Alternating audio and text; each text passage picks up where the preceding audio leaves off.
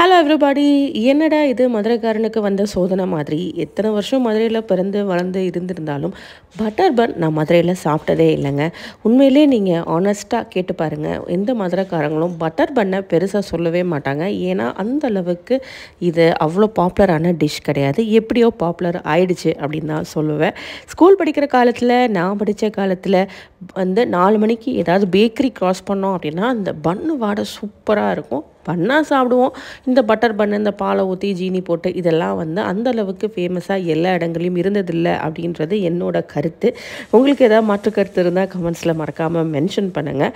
And மதுரையை பொறுத்த வரைக்கும் முட்டை பப்ஸு, முட்டை போண்டா இதெல்லாம் ரொம்ப ஃபேமஸாக இருக்கும். அதுதான் பாப்புலர் ஆக்குவீங்க அப்படின்னு பார்த்தா இந்த ஒன்றுக்கும் இல்லாத பட்டர் பன்னை ஃபேமஸ் ஆக்கிட்டீங்க. But still it is a very yummy dish தான்.